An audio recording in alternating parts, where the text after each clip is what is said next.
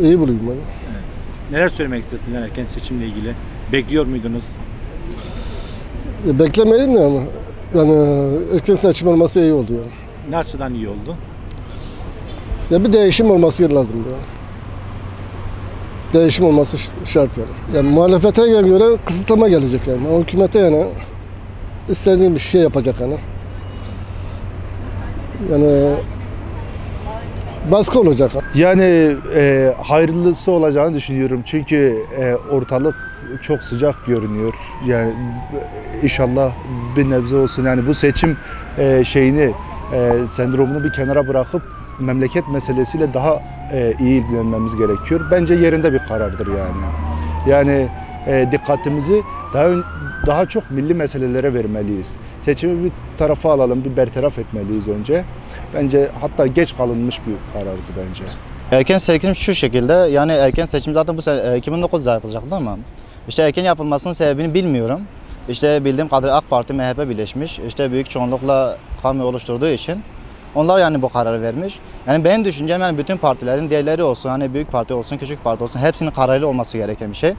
Yani şöyle bir düşünce geliyor. Demek ki bunların bir amacı var ki bunu yapıyor.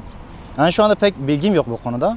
Ama tek düşüncem yani böyle bir şeyin olmaması gerekiyordu. Yani seçim varsa tarih belirlenmiş. Yani o tarihte yapılması gerekiyor. Yani bir de o haldeyken böyle bir şeyin yapılması biraz da insanı düşündürüyor. İşte o hal içinde seçim nasıl yapılacak? İnsanlar o haldeyken nasıl bir sorun çıkarsa ne yapacaklar? İşte sıkı yönetim gibi bir şey var. İşte nasıl olacak bilmiyoruz işte. Seçimden sonra böyle olacak. Vallahi vatanımıza, devletimize hayırlı olsun derim. Başka bir şey diyemiyorum. Peki bekliyor musunuz böyle bir seçim kararı? Beklemiyordum. Bu kadar erken beklemiyordum. Zamanında yapılsa daha iyi olurdu. Daha önceki konuşmalarda hep o tarihi şey yaptılar. O tarihte yapılmazsa daha iyi uygun olurdu bence. Erken seçim olması gerektiğine göre demek ki de reis istedi yani. Bahçeli'den konuştular. Demek ki olması gerekiyor. Güven kalmadı Türkiye'ye. Yatırım yapılmıyor.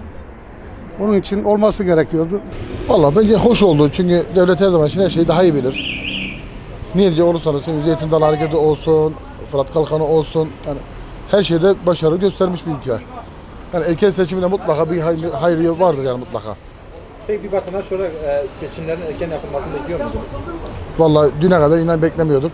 Yani bir anda sürpriz de oldu diyebiliriz. Ama hoş da oldu, güzel de oldu.